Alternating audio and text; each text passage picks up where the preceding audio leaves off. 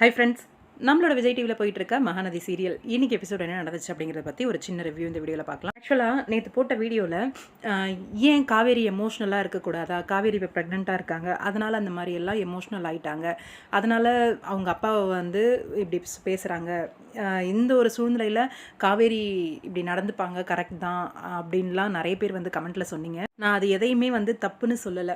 ஆக்சுவலாக ஒரு லேடி வராங்க, இவங்களோட வீட்டு டாக்குமெண்ட் அப்படின்னு சொல்லி எடுத்துகிட்டு வராங்க, எஸ்டேட்டுன்னு ஒரு விஷயத்தை வந்து எடுத்துகிட்டு வராங்க. இல்லாத எஸ்டேட் அப்படின்றது இந்த இடத்துல யாராவது ஒருத்தராச்சும் அந்த லேண்ட் இப்போ யார் பேரில் இருக்குது, அந்த அவங்க சொல்கிற அந்த ஒரு லொக்கேஷனோட இடம் வந்து யார் பேரில் இருக்குதுன்னு பார்த்துருக்கலாம்.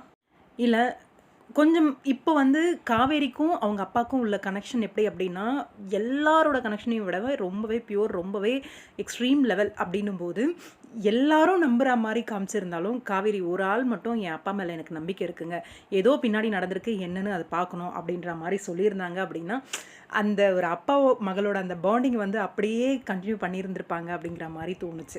ஏன்னா இதில் ஆரம்பத்தில் இருந்தே ப்ரமோவே வந்து அப்பா மிஸ் ஆகிட்டு அந்த இடத்த வந்து ரீப்ளேஸ்மெண்ட் பண்ணி காவேரி வந்து ஸ்டாண்ட் பண்ணி அவங்க ஃபேமிலியை வந்து கொண்டு போகிறது அப்படிங்கிற மாதிரி தான் கொடுத்துருப்பாங்க. அந்த அப்பா மகளோட பாண்டிங் வந்து காவேரிக்கும் அப்பாவுக்குமான பாண்டிங் வந்து ஒரு இடத்துல வந்து விஜய்கிட்ட சொல்லுவாங்க, என்னென்னா என்னோட அப்பாவோட இடத்த யாருமே ரீப்ளேஸ்மெண்ட் பண்ண முடியாது உங்களாலையும் அப்படிங்கிற மாதிரி.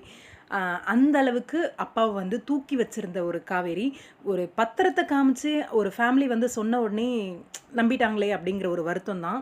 இங்கே ஃபேமிலி மொத்தமும் வந்து ஒன்றா இருக்காங்க.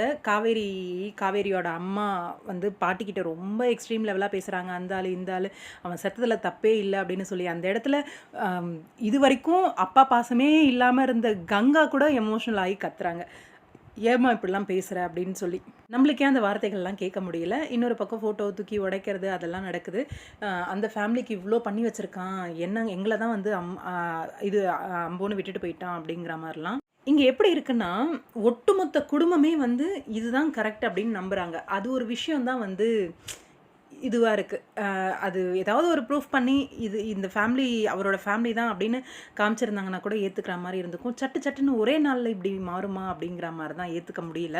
இன்னொரு பக்கம் விஜய் காவேரி 2 பேரும் மாடி மாதிரி இருக்க ஸ்டெப்ஸில் உட்காந்து பேசிகிட்டு இருக்காங்க.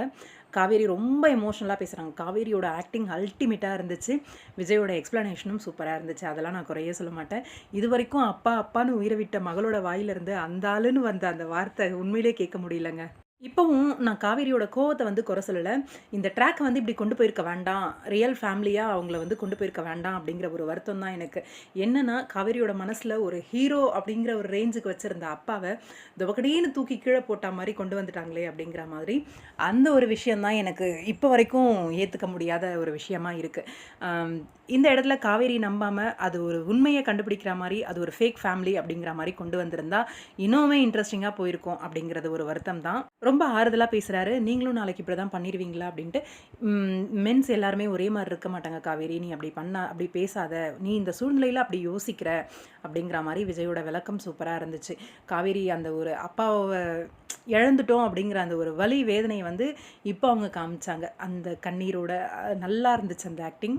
இது எதையுமே நம்ப வேண்டாம், எல்லாம் பார்ப்போம், எதுவுமே உண்மைன்னு இருக்காதுல்ல, அதுக்கு பின்னாடி என்ன உண்மை இருக்குதுன்னு பார்க்கணும்ல அப்படிங்கிற மாதிரி விஜய் ஒரே ஒரு விஷயம், அந்த ஒரு விஷயந்தான் ஒரு நம்பிக்கை இருக்குது. பார்க்கலாம், விஜயாவது ஏதோ ஒரு இது இருக்கும், அந்த அளவுக்கு வெறுத்துறாத உங்கள் அப்பாவை அப்படிங்கிற மாதிரி சொல்லியிருக்காரு, கண்டுபிடிக்கிறாங்களா அப்படின்னு சொல்லிட்டு.